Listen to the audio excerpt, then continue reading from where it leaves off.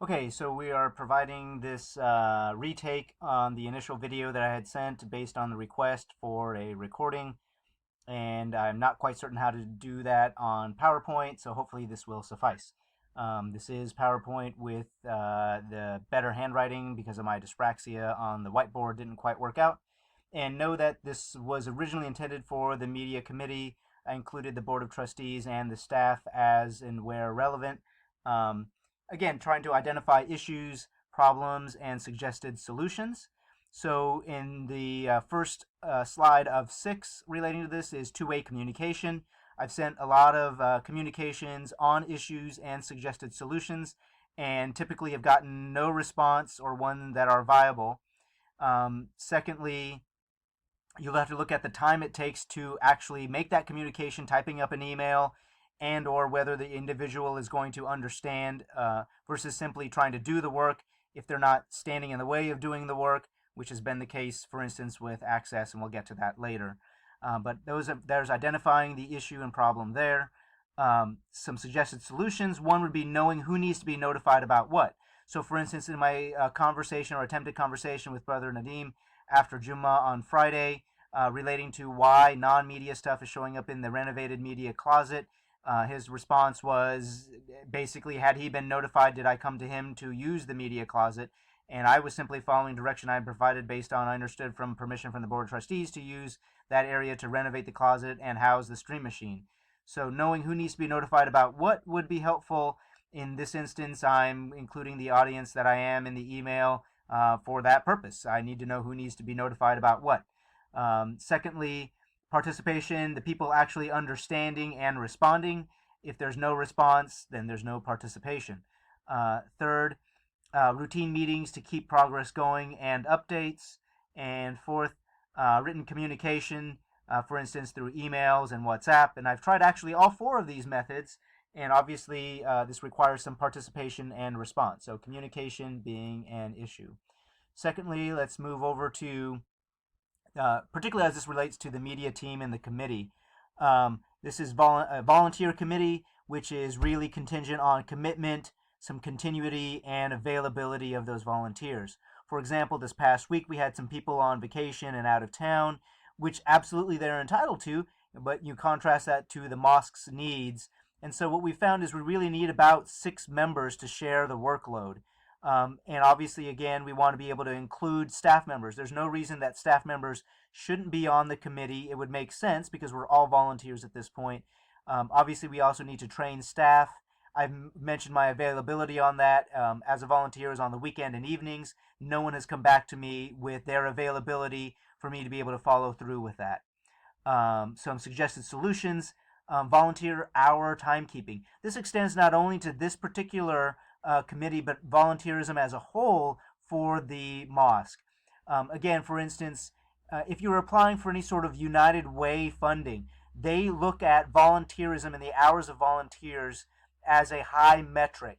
And so, to my understanding, the mosque doesn't do anything to tabulate volunteerism right now. A very simple suggested way to handle this would be to get a time clock from Sam's, and you can post it to the right of the office as you're looking at the office. Sam's also provides time cards. You can provide those to volunteers. They can clock in and clock out. You need some way to acknowledge and celebrate volunteers. Volunteers do what they do based on a sense of purpose. And so the mosque needs to decide what should be staff and volunteer responsibilities.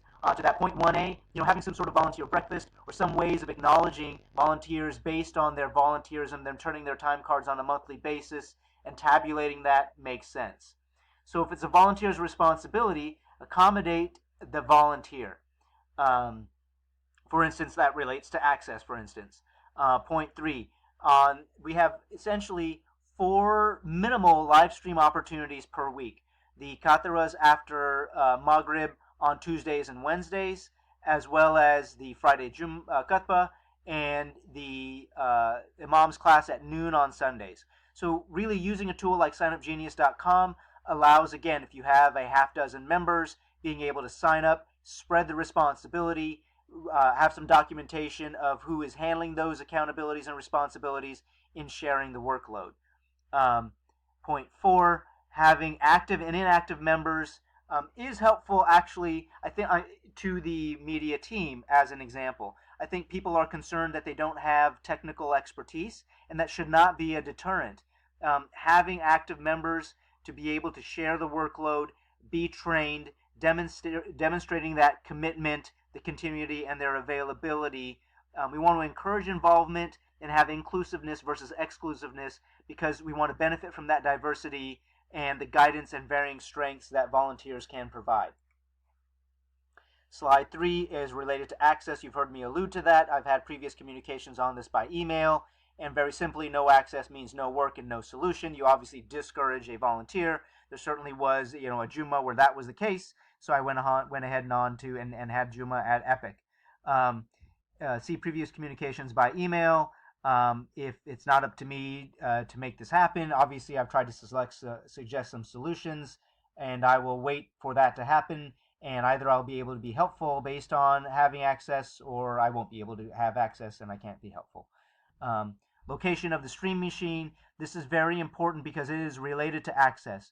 I'm suggesting co-locating all media equipment in room 3. Imam has suggested this as well. It makes sense as related to access. We're not bothering office employees and standing in line to get access and wasting volunteers' time. Also, this relates to impending wiring because it seems that the stream machine will be where we need to disseminate the khutbah from, as well as graphic signage.